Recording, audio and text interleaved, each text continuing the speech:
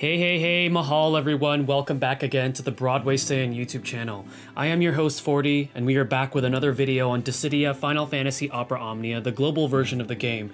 In today's video, we're going to be discussing the next upcoming character event, which is going to be featuring Final Fantasy IV Summoner Rydia with the event entitled Overcoming Sadness. I'm actually very excited for this event because, as I've said before on previous videos and my streams, Rydia is my second waifu next to Shantoto. So I'm super excited that she's finally coming out. And as you know, we are actually getting her a little bit early because it was based on that poll that they did with Sephiroth, Cid, and Rydia. Now we know that Cid and Rydia lost because Sephiroth won by a landslide, but it looks like they kind of knew that that was going to happen. So this is probably the reasoning why they're releasing Rydia. They released Cid and Rydia to us early, which is good because these characters will receive a little bit of spotlight at least before level 60 Awakening comes out in Global. So at least we get to see a little bit of usage for them. But anyways, let's go ahead and discuss the event.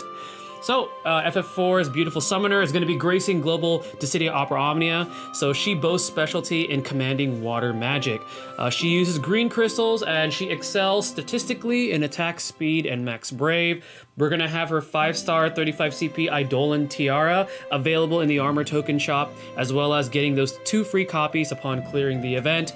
And remember, we're also going to be getting 1 free copy of her 5-star 15 CP weapon upon clearing the event. Yang and Shadow are going to be the other 2 synergy characters in this event to accompany Rydia, and the boss this time, it's going to be the Prominence boss, and we're going to discuss the boss when we get further along this video. So Rydia's abilities are, ability 1 is Flare 4. This is going to be a one-hit non-elemental magic brave plus HP attack that also grants Rydia a small magic attack up to herself for 3 turns. Her ability 2 is called Summon Leviathan. This is a one-hit AoE water elemental brave attack with a low action delay. This time it grants the party a small max brave up for 3 turns. So she has a little bit of a support mechanic with that ability. And then she has a brave attack plus, which is a one-hit magic brave attack. However, to use this, you're going to be required to have the water enchantment buff, as well as having her 35 CP passive, and this is usable after you use her Summon Leviathan ability. So her ability kit is, I would say, is somewhat flexible in that at least she has an AoE ability, and then she has a Brave plus HP, which is pretty good. And again, she does focus on dealing magical damage, so that's going to be her ability kit right there. Her crystal passives are as follows: Flare for power up. Definitely want that. Break boost and break bonus up. I don't really think she needs it. Summon Leviathan power up, you're going to want that for sure. Buff attack up, again, you'd want that because she gets an attack up while she's buffed. Flare 4 charge, increasing the usage on her ability. Flare 4, definitely want that. Buff speed up, I'd say pass on that. Summon Leviathan charge, same thing, you're going to want it because you want more uses. And then her last crystal passive is Miss Survivor, so she gets an increase in her initial brave, max brave, attack, defense, and speed if her HP is at max at the final battle.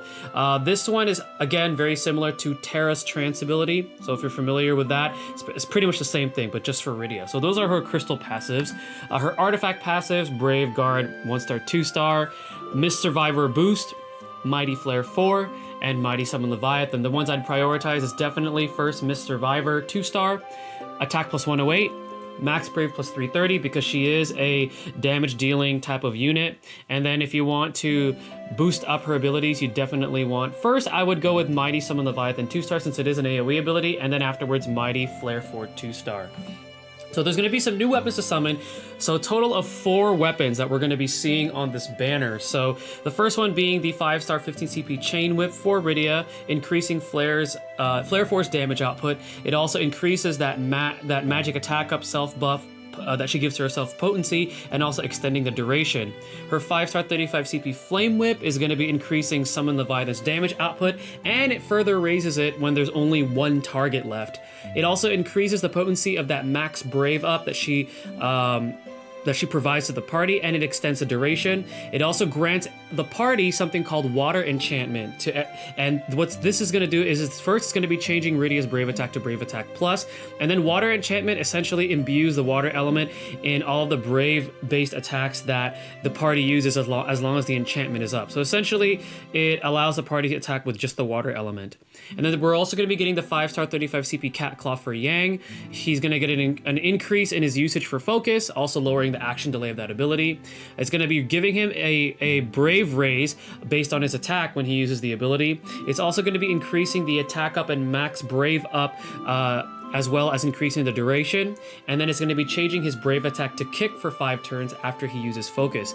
And then Shadow is going to get his 5-star 35 CP pinwheel, so Wild Throw is going to get an additional usage. It's going to be increasing the damage on that ability. It's also going to be lowering the action delay, and he's going to be granting a medium max Brave up to himself now for 10 turns, and it's going to change his Brave attack to Throw for 10 turns when Wild Throw is either used on a target that's already broken, or if Wild Throw breaks a target, so that's when it changes it to Throw. The repeat weapons on this is going to be 5-star 15 CP Dragon Claw for Yang and 5-star 50 CP Fuma Shuriken for Shadow. So should you pull on this banner? Now for me personally, because Rydia, I do like Rydia a lot, I am obviously going to pull on this banner. But if you are a free-to-play player, or even if you've been playing for a while and you're saving up those gems, this banner honestly only offers us 3 different DPS units, or damage dealing units. There's no support unit that stands out. There's no other type of unit that stands out. Honestly, I would say pass. That's me being completely unbiased. I would say definitely pass on this banner. Hold on to your gems.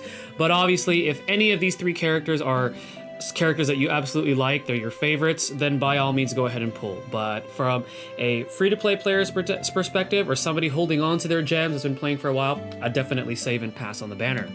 Alright, so the boss is going to be called Prominence for this event. Now, I think they're going to change the name to Mom Bomb, because this boss functions exactly like the Mom Bomb. If you guys played Final Fantasy IV, you'll see what I mean. So Chase HP 40, which is standard for bosses. Weak to water, resist fire. So the Prominence boss changes in size with its abilities getting stronger based on its size. So again, it's kind of like the Mom Bomb.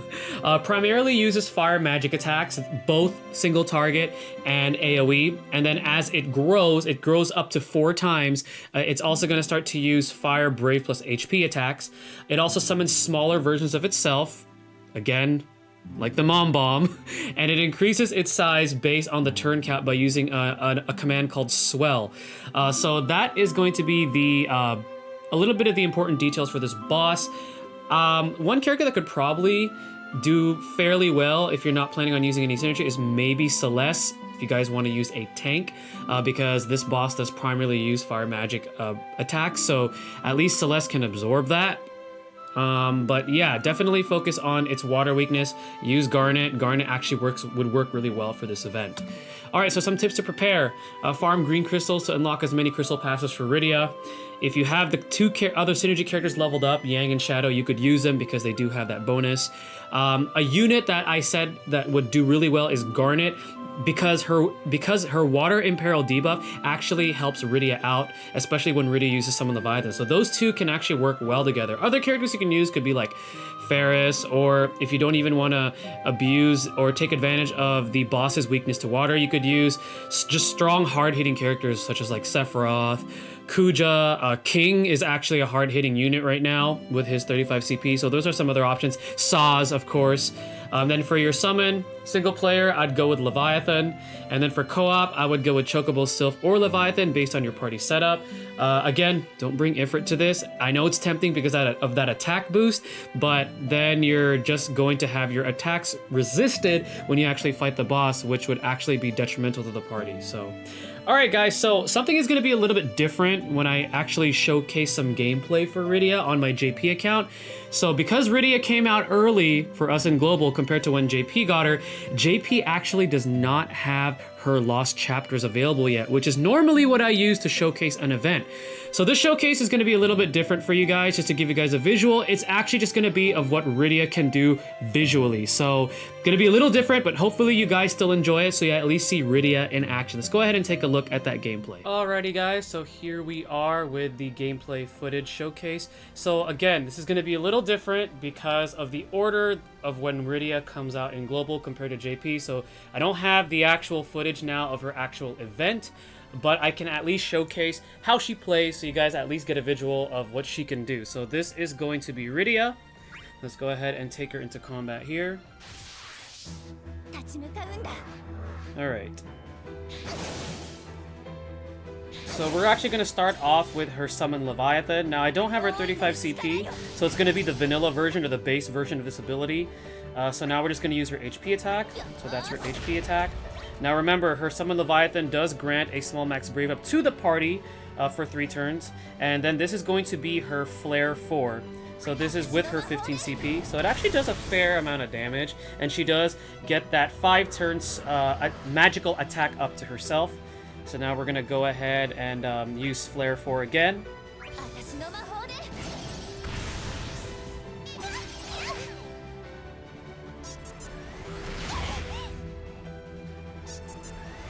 Okay. And let's see Flare 4 again. Just trying to keep her alive here since I'm using Rydia just by herself. Alright, so next round we're going to use Summon Leviathan again, especially with the 2 Cactuars. Alright, so now here we go. We're going to use an HP attack. So this is Rydia pretty much. She is very similar to... She's actually very similar to Garnet.